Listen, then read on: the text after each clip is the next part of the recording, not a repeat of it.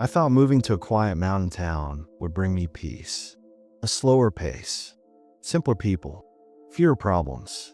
But from the moment I stepped into my new pharmacy, something felt off. The townsfolk whispered strange things. Rules taped behind the counter weren't just odd, they were ominous. And every time I broke one, something unexplainable happened. I didn't come here looking for trouble, but trouble found me in pills, shadows, and rules no sane person should ever follow. The snow crunched beneath my boots as I stepped out of my truck. The biting cold of the mountains stung my cheeks, and I exhaled in a cloud of steam. Baxter Ridge, Montana. Population 312. I had driven for 13 hours with nothing but thermoses of coffee and my cat's meows in the back seat to keep me company. Now, I stood in front of the small red brick building that would become both my home and workplace, Baxter Ridge Pharmacy. It looked like something out of a 1950s postcard. Green awning, frosted windows, and a wooden sign above the door carved by hand. The previous pharmacist, a man named Tom Hildebrand, had retired early under mysterious circumstances.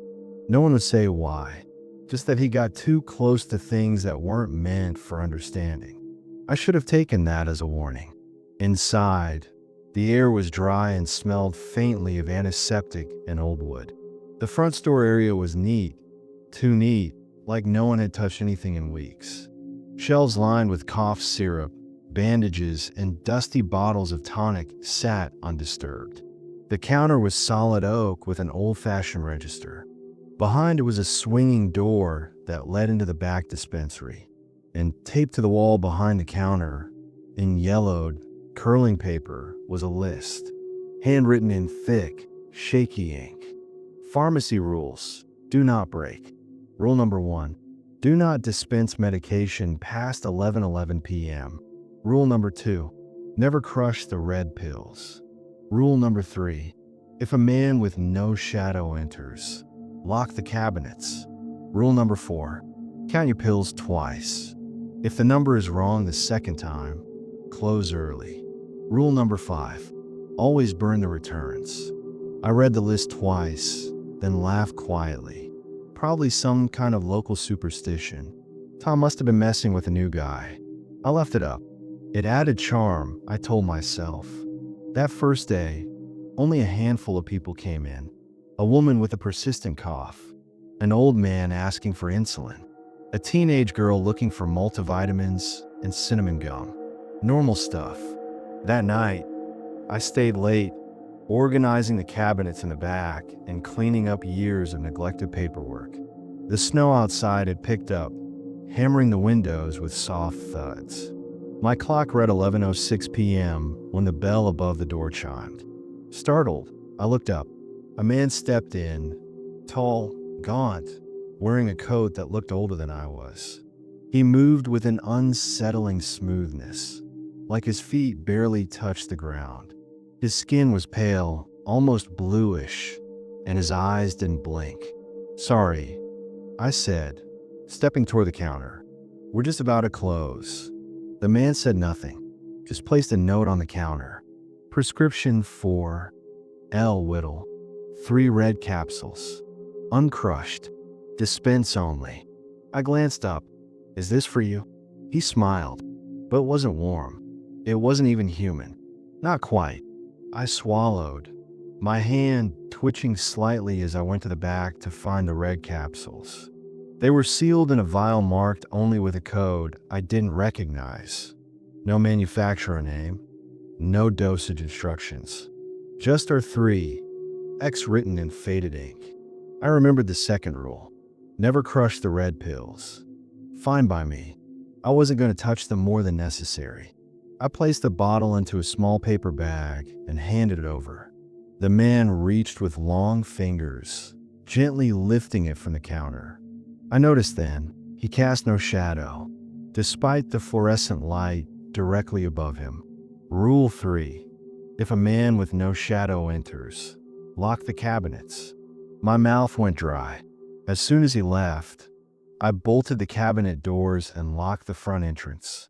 I closed the store 5 minutes later, heart hammering in my chest. That night, I barely slept. Dreams plagued me. Disjointed images of red capsules rolling across the floor, whispering voices from inside the pill bottles, and a cold blue hand reaching through the medicine shelf tore my face. I woke at 3:03 a.m. to the sound of rattling.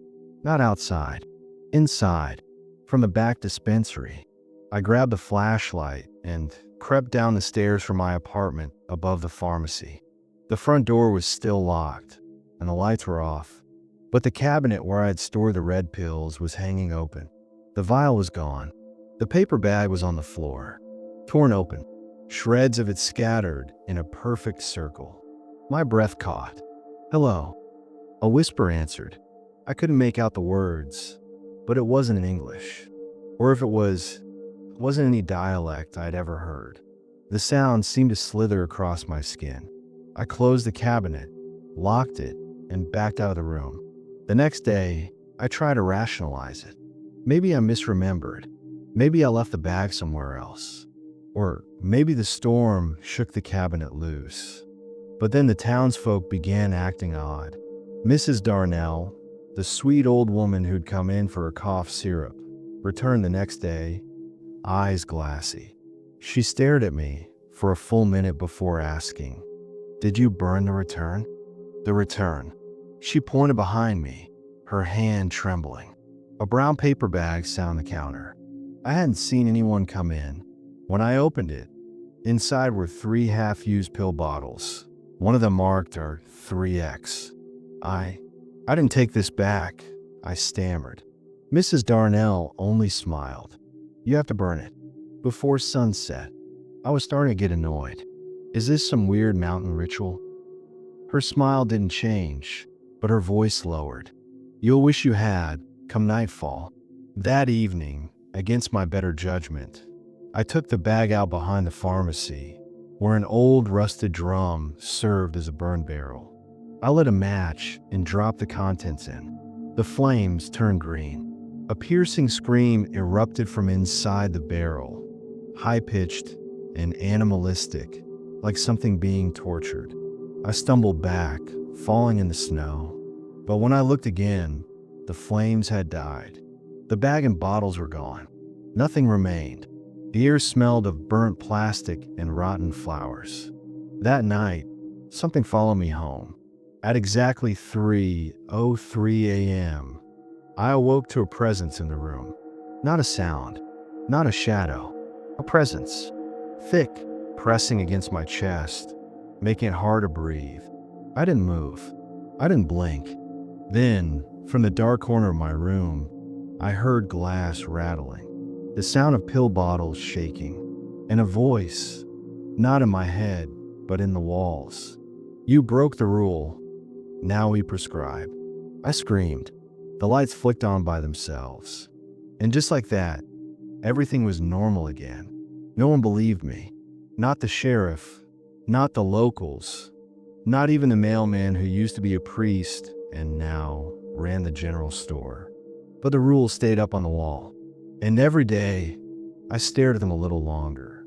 Not as a joke, but as a warning. The next time someone came in after dark, I was ready. It was a child, maybe 8 or 9. Pale skin, black eyes, and lips that didn't move when he spoke.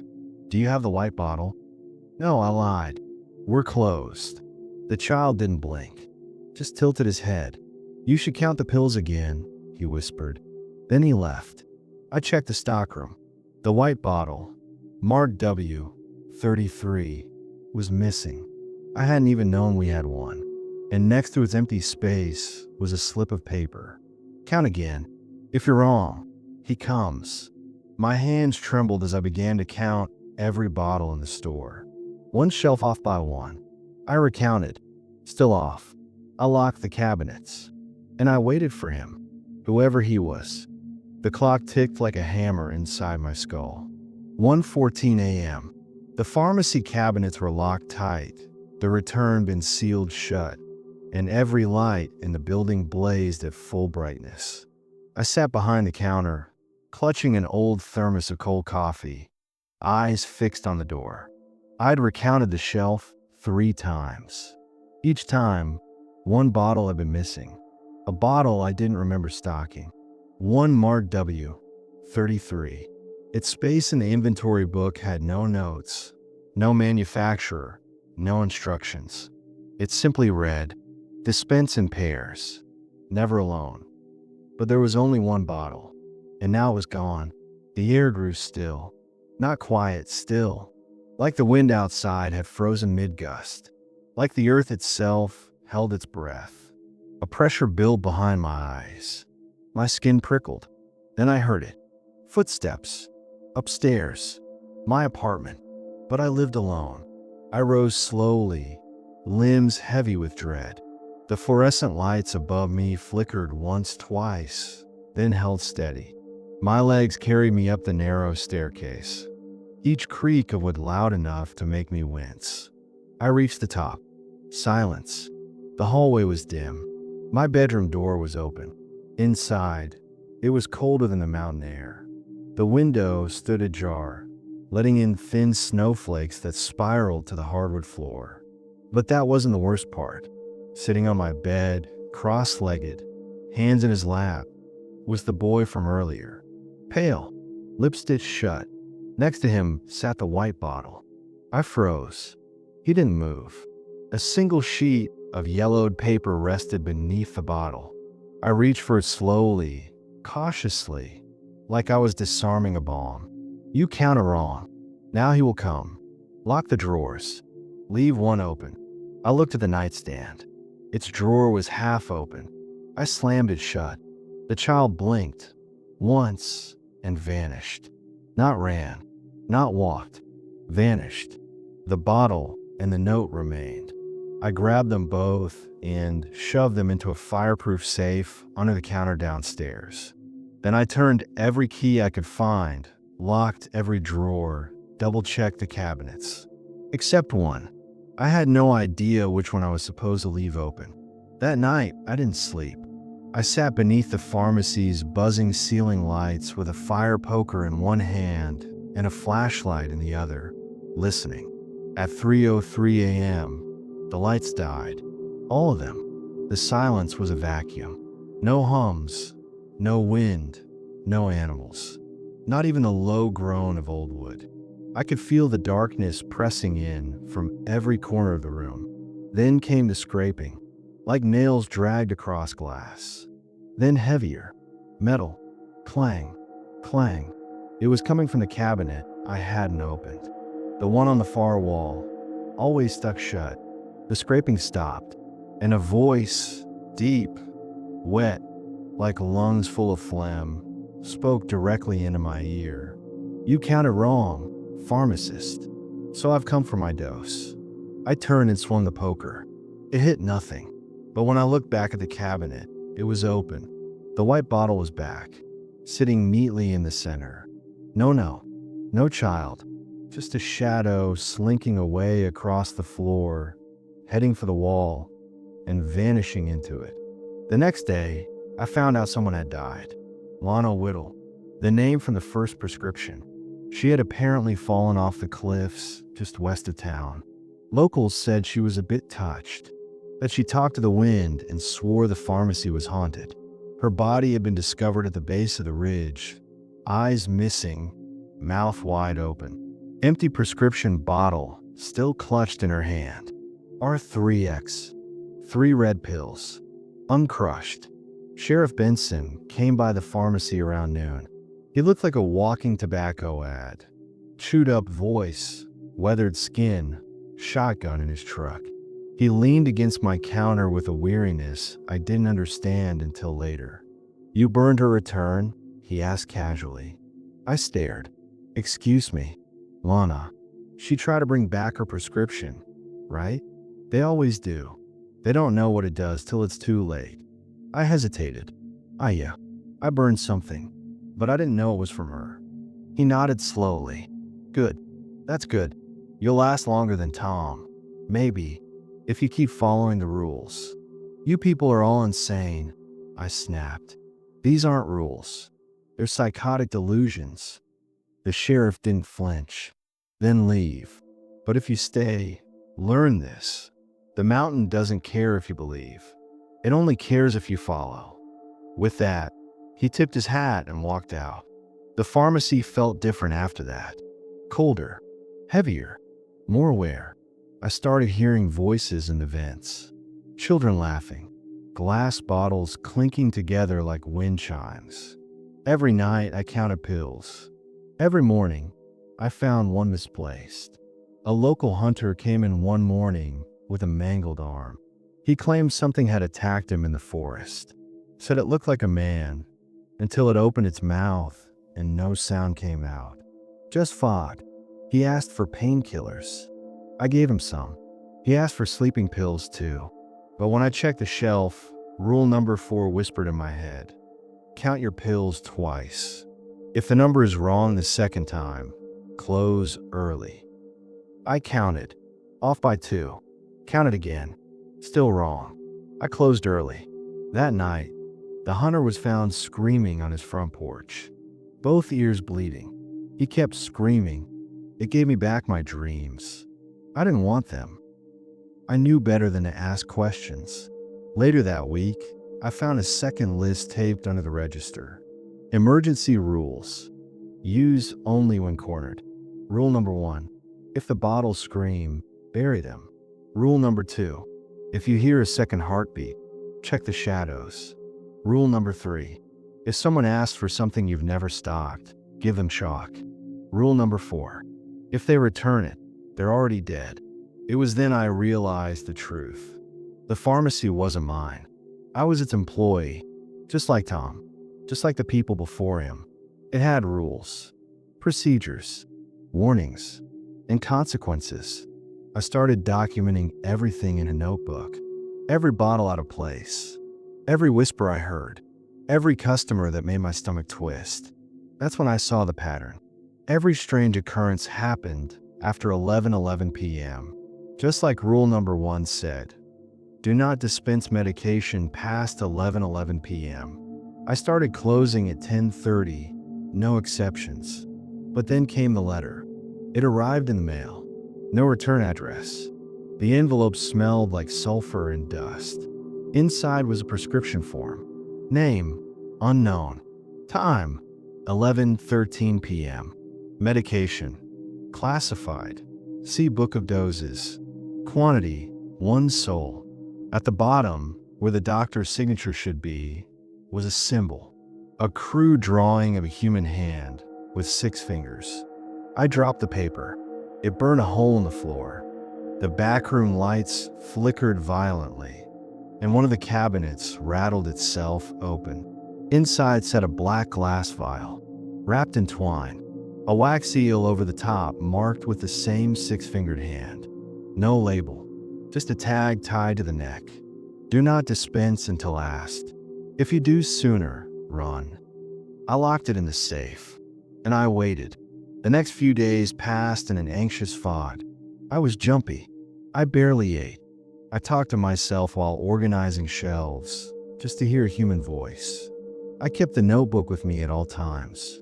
Then, one evening at 10:59 p.m., a woman entered the store. She was tall, dressed in layers of antique lace and veils. Her voice sounded like a wind chime, delicate but discordant. I need a refill, she said, sliding the prescription across the counter. I didn't want to look, but I did. Same symbol, 6-finger hand. Ma'am, we're closing, I whispered. She tilted her head. You've been chosen. You're ready.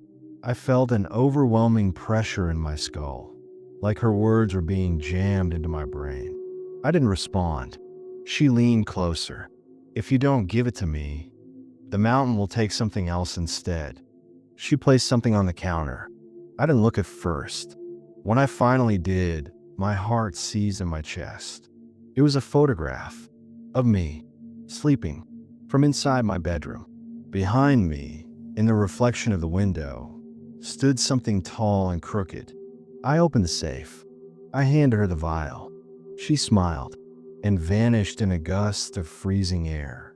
That night, I received a call from a number I didn't recognize. I answered. A deep voice spoke, slow and thunderous. "You gave her what she asked for. The mountain thanks you." Then the line went dead. But outside my window, far up on the ridgeline, a dozen figures stood watching me, silhouetted against the moon, not moving, just standing, like sentinels or jailers. The next morning, I discovered something else taped to the rule wall. Rule number 6. Once you give the black vial, never leave the mountain. I haven't left the mountain since I gave her the black vial. It's not that I'm being held against my will. Not in the usual sense. There are no armed guards, no walls, just a winding road through pine-thick switchbacks and snow-blanketed silence. But every time I try to drive out, the road loops. Back to the pharmacy, back to the same dirt lot. Even the gas gauge resets. I am trapped, not by force, but by design. Since the woman with the veil came, I've started noticing cracks in the air. Not literal ones, more like visual skips, like bad footage. 1 minute, I'll be organizing syringes, and in the blink of an eye, they're all scattered across the floor. Labels flipped, dosages changed, and I'll find something I never stocked. One night, it was a blister pack labeled YWN0. Tagline, cures sleep permanently. Another time, a bag of 4 fluid that seemed to pulse like it had a heartbeat. Then, 3 days ago, I found a freezer door open. We keep vaccines and injectable meds back there. Flu, tetanus, insulin. It's supposed to be locked at all times. Inside wasn't cold anymore. Inside wasn't right. The meat hook smell hit me first.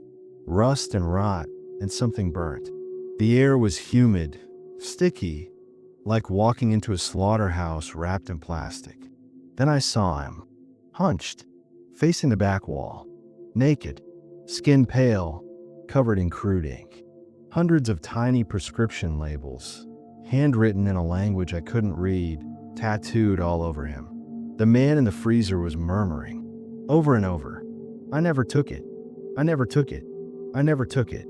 He didn't look at me. I backed out slowly, pulled the door shut, and locked it. Why check the camera feed later? Just static. That's when I remembered something. There's no camera in the freezer. There never was. I spent the night behind the counter, staring at the door. In my notebook, I log a new entry. Code black. Human subject manifestation. Freezer entity. Estimated height, 6 feet 3 inches. Condition, malnourished/altered. Notes, covered in ink, labeled flesh. Repeats phrase, "I never took it." No hostility shown yet. Rule implication, do not enter freezer after 3 a.m. I flipped to the rule wall. No such rule existed, so I added one. Rule number 7. If the freezer's open after 3:00 a.m., do not go in. The next day, I got a delivery. No label, no driver. The box was just there, sitting beside the back in trance like it had always existed. I opened it with gloved hands. Inside was a single cassette tape and a note. For the new pharmacist. Do not duplicate. I didn't have a cassette player. Until that night, when I found one in the back office, sitting right on the desk. Same model I remember my dad using in the 90s. Plugged in, warm to the touch. I pressed play. The tape crackled. A man's voice came through, old, breathless, cracking under strain. It sounded like someone trying to warn me with their dying breath. "This is Thomas, the 5th pharmacist. If you're hearing this, I'm either dead or something else. The rules aren't complete, not by a long shot. There's a pattern. Watch the numbers. They aren't just rules. They're coordinates, triggers, wards, and warnings. If you mess up the sequence, he wakes up. You'll know him by the smile. If he smiles twice, it's too late. Then silence. I rewound the tape, heart hammering. But when I hit play again, it was different. I made a mistake. I opened drawer 4 twice in one shift. I heard something singing inside. Now, I can't stop hearing it, even when I sleep. I stopped the tape. Something was wrong. Very wrong. Because I had opened drawer 4 twice just yesterday. That night, drawer 4 opened on its own. And I heard it too. A low, breathy hymn. Like a child humming a lullaby underwater. No words, just vibration and despair. The walls seemed to pulse in time with the sound. I shoved the drawer closed and duct taped it shut. But the song didn't stop. Not until 4:04 a.m. The next morning, I noticed something else. The old safe, the one bolted beneath the floor, the one that Tom supposedly left behind, was ajar. No key, no code, just open. Inside was a photo album, all black and white, thick, cracked pages. Each photo showed the pharmacy, but not this version. Older, dustier, no fluorescence, gas lamps, shelves made of raw pine. And behind the counter in each photo was a different man. Some looked normal, others twisted, burned, skin like melted wax, eyes blank. Every page had one phrase written in the corner. One for the shelves, one for the soul. Page after page, decade after decade. Pharmacists who didn't make it. The last photo, it was me, standing behind the counter, smiling. But I don't remember ever smiling here. That same day, Sheriff Benson returned. He looked different, thinner, grayer, like something had been feeding on him. "You seen the man in the freezer yet?" he asked casually, sipping from a black thermos. I nodded. He grimaced. "Yeah, that's Tom." "What?" "That's Tom. Pharmacist number 5. Stayed too long. Took something he wasn't supposed to. Now he's stuck. Don't touch him. Don't talk to him. Don't listen if he offers you a deal." I swallowed hard. He hasn't moved. Sheriff Benson's mouth twitched. That's how it starts. That night, Tom moved. I was counting antibiotics when I heard the freezer door creak open. I peeked around the corner. He was standing now, facing me, head cocked like a curious bird. The labels on his body squirmed like worms under his skin. He didn't blink. He just said, "Would you like to see the mountain's heart?" I ran. I locked the back room and stacked every chair in front of it. I stayed behind the counter with a scalpel and a crucifix someone had left in the lost and found bin. At 3:33 a.m., a knock echoed from every wall. Not on the walls, from inside them. Then silence. The next morning, there was a package in the front lobby. Inside, a fresh lab coat. On the tag, embroidered in red thread, Pharmacist number 6. That night, I stitched it shut and buried it behind the building. The week passed in a blur of whispers and wrong prescriptions. Someone came in asking for the memories he forgot to swallow. Someone else handed me a jar of teeth and asked to trade them for insulin. One woman simply bled from the eyes and collapsed. I followed the rules. I burned everything that wasn't normal. I kept one drawer open each night. I never dispensed past 11:11 p.m., but something is building. I can feel it. The mountain isn't just watching now. It's hungry. Last night, the boy returned. The stitch-mouthed child from the first week. Only this time, his mouth was unstitched. He opened it wide, and a second voice, old, hollow, full of flies, came from inside. "You gave the black vial. You bound your soul to the shelf. Your name is ink now. Your blood, the receipt. He comes soon. Prepare the red cabinet." Then he closed his mouth and vanished. I've never seen a red cabinet. Until tonight. Just now, actually. It's behind the false wall in the back room, where Tom used to keep expired meds. I don't know how I missed it before. Or maybe I didn't. Maybe it just wasn't meant to be seen yet. It's 6 feet tall, metal, and embossed with a 6-fingered hand. It hums when I get near it, and etched across the top in rusted letters. Dispense only during the storm. The clouds are gathering. Thunder is rolling in. I think the storm is almost here. When I accepted a pharmacy job in the mountains, I didn't expect much. Just snow, silence, and solitude. But since I arrived, I've been stalked by rules etched in blood, visited by stitch-mouthed children, and watched by something that lives in the walls. Now, the storm has arrived, and the red cabinet is humming. If I open it, I fear I won't just lose my mind. I'll lose what little humanity I have left. I didn't sleep. The storm began with a sound like a freight train barreling across the sky. Snow, wind, and static crackled across the pharmacy's power lines. Lights flickered like eyelids, trying not to shut. Then the backup generator kicked in.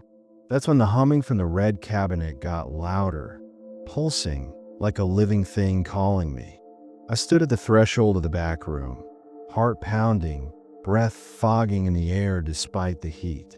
Thunder rattled the ceiling. The pharmacy trembled. I pulled out the rules from the drawer where I'd kept them safe, my lifeline, my shield. I scanned each one, hoping for a missed clue. Then I saw it. Rule number 10. When the storm comes, open the red cabinet. Only then. I never wrote that. I never saw that until now. But there it was, etched in thick, oily ink between the others. The ink was still wet. My hands moved without permission. I unlocked the false wall. The metal felt hot to the touch, searing like sun-scorched steel. I opened it slowly. Inside the red cabinet were 6 shelves. Each shelf held a jar. Each jar had a label written in Latin. My tongue stuck to the roof of my mouth when I read the first one aloud. Memoriae parentum, for memories not meant to surface. The fluid inside was a swirling blue-gray mist. The second jar read, Aureum oscula, kisses for listening ears. It was full of disembodied ears, tiny, twitching, and humming to themselves. I won't describe the rest in detail. Just know that one was filled with teeth that clicked when the door opened. Another held a fetus with empty eye sockets. And the 5th jar, it looked exactly like my own head. Eyes closed, breathing. There was a 6th jar missing. Its shelf was labeled, Receptum rubrum, dispense only during the storm. I turned to leave, and that's when the bell at the front counter dinged. The door hadn't opened. I stepped out, and there she was, the woman with the veil. Back again. Only this time, no fog accompanied her. No snow on her coat. Just cold, stale air and a silence that soaked into my bones. She lifted her gloved hand and pointed to the red cabinet behind me. You opened it, she whispered, voice like wind over a frozen grave. I followed the rule, I replied. I saw it written. She smiled. You're learning. Then she placed something on the counter. A red prescription slip. No name, no dosage, just one word. Heart.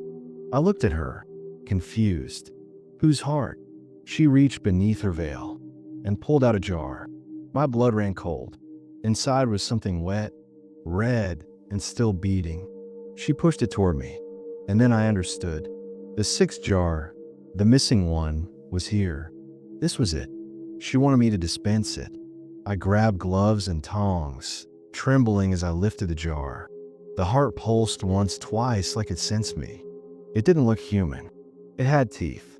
I placed it gently on the counter. She nodded, satisfied. Then she whispered, the storm isn't just weather, it's memory.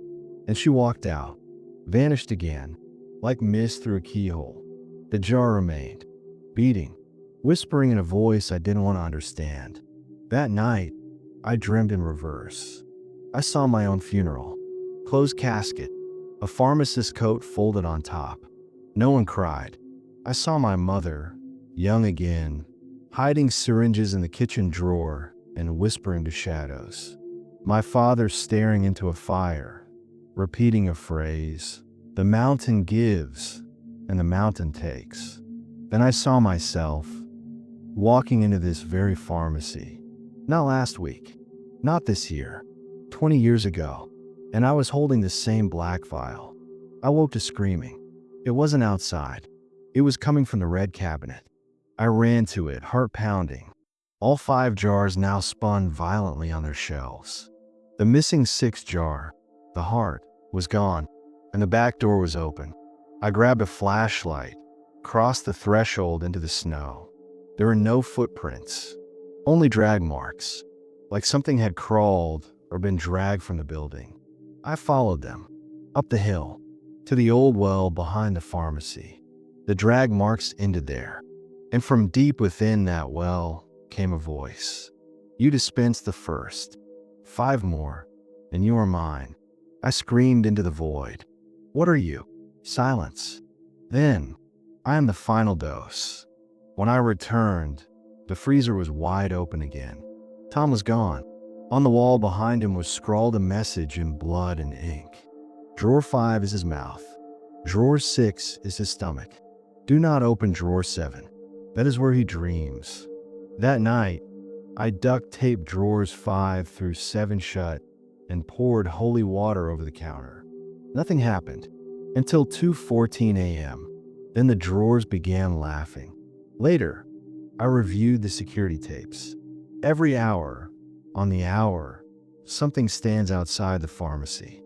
A tall, lanky figure, no face, wearing a lab coat stained with red. He doesn't move, just watches. At 3:33 a.m., he disappears. At 4:04 a.m., the cameras glitch.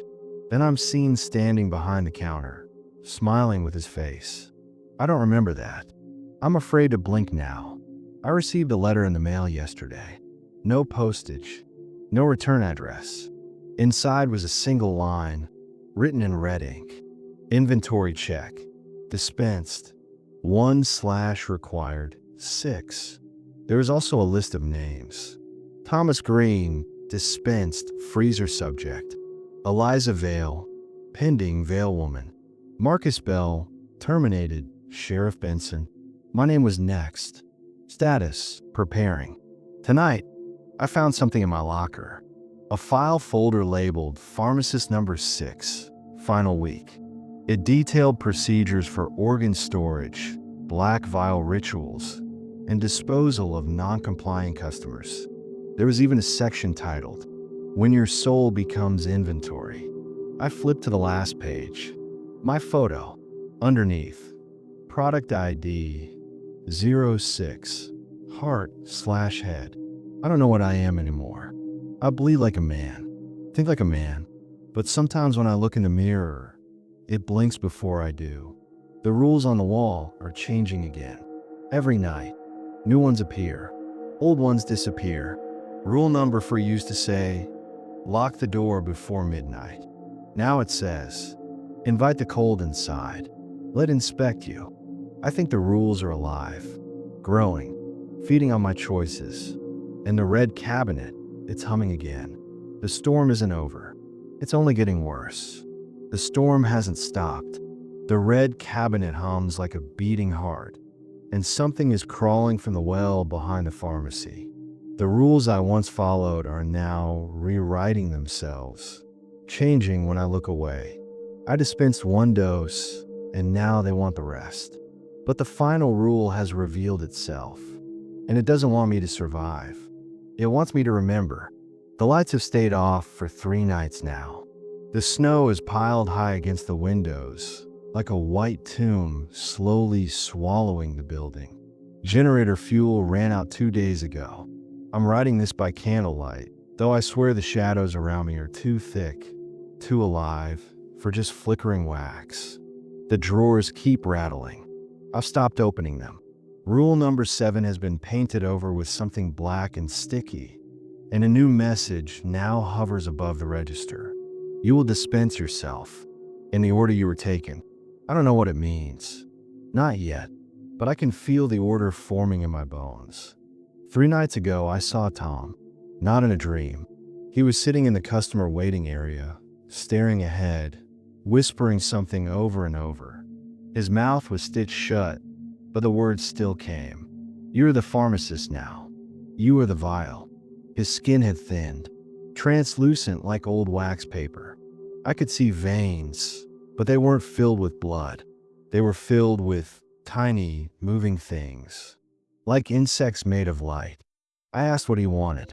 He tilted his head and pointed to the red cabinet. "You haven't finished inventory," he mouthed.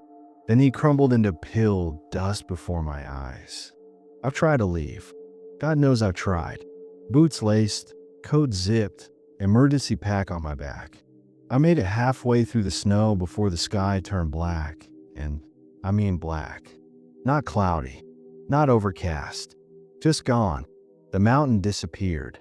The trees reversed in time, buds shrinking into branches, leaves turning to bark, and bark flaking into dust. Then the fog returned, and in it, a figure. Not the woman in the veil, not Tom. It was me, but older. His eyes were empty sockets filled with ash. His coat was shredded. His name tag read, Pharmacist Void.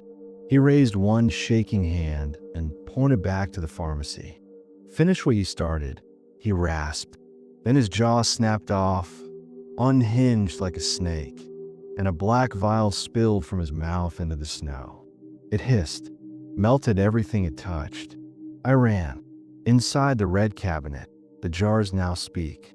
Each one has a voice, different, distinct. They tell me stories I don't want to hear, about memories I never lived, crimes I never committed, and children I never had. One jar whispers about a town that doesn't exist anymore. Another hums the lullaby my mother used to sing. The fifth jar, the one that looked like my own head, now moves on its own. It weeps blood, and it knows my name. There's a new rule tonight, painted on the wall above my bed in what looks like a mix of ink and dried tears. Rule number 0, you were never meant to leave. Below it, in smaller letters, but you will leave in pieces. Sheriff Benson came last night, only it wasn't him anymore. His body was hollowed out, limbs like wet paper bags, eyes stretched into black tunnels. He slammed his rotted hand on the counter and opened his mouth. A voice boomed, not his. 6 dispensations must be made, 1 for each jar. Then the mountain will rest. I shook my head. There's only me left. He smiled. Teeth fell from his gums, clattering like pills onto the floor. You'll find them, or we'll make more. Then he collapsed, his body pouring into the floor like liquid shadow. The puddle slid back into the red cabinet. Last night, I heard my mother's voice. I woke to her singing outside the pharmacy door. The same lullaby from my childhood, but slower, sadder. I opened the door. There she stood, not aged, not ghostly, alive, wearing the same robe she wore the night she died in the fire. I choked. "Mom." She stepped forward, eyes filled with smoke. "You always liked rules, baby." I fell to my knees. "I don't understand." She cupped my face. "You made the medicine. Now you take the dose." And she began coughing and spat out a tongue. My tongue. The truth came today, delivered in a manila envelope left on the counter at 6:06 a.m. Inside was a photo of me, but not in the pharmacy, in a lab, surgical coat, clipboard, smiling. Behind me was a massive cabinet, red, the same one, only a larger. A sticky note attached read, Trial number 6, Mountain Isolation Protocol. Memory suppressant failed. Subject believes himself to be pharmacist. Recommend termination. The letter was signed, Dr. Michael Creeley, head researcher, Project Hemlock. That's my name. I'm not a pharmacist. I'm a researcher. Or I was. The rules, the snow, the jars, the customers, they're all part of something else. A test. The mountain pharmacy isn't real. It's a containment simulation, an isolated loop meant to cage people like me, those who created what shouldn't exist. I didn't take the job. I was sentenced to it. But the experiment is collapsing, and something is coming through. The woman with the veil returned. Only now, she removed the veil. Her face was mine, smiling. Burned, she whispered. Finish your inventory, Michael. Then take your place in the cabinet. She pointed to an empty jar on the bottom shelf. It was labeled, Pharmacist, Conscious, Do Not Disturb. I'm breaking down. Memories spill out like pills from a shattered bottle. I remember the patients we tested on, how we made the red serum, the receptum rubrum. It was never meant to heal. It was meant to store memory, to trap guilt, grief, and fear in physical form, to keep horrors contained. But something in the serum awakened. It grew hungry. Now it lives in the simulation. Now it wants out. The storm has reached its peak. Snow pounds the roof like fists. The wind howls like a chorus of dying wolves. And the red cabinet has opened on its own. The jars spin. One by one, they fly from their shelves and shatter on the floor. Each time, a face appears in the glass. Tom, the sheriff, my mother, myself. They chant in unison. 6 jars. 6 rules broken. The dose is ready. Swallow and remember. The final vial appears. Black glass. No label. Just one word etched into its side. Truth. I drink it. The liquid is thick, heavy, like swallowing regret. The world splits. I see the lab. I see the patients. I see myself mixing doses with hands that didn't shake back then. I see the fire, the screaming, the way I try to burn the project down, but only trap myself in its final dose. I wake up in the pharmacy. The storm is gone. The red cabinet is empty, and I am no longer alone. 6 people now sit in the waiting area. All of them are me. Different versions, different mistakes. They stare. One finally speaks. Inventory complete. The dose has been accepted. Then, all at once, they crumble into ash.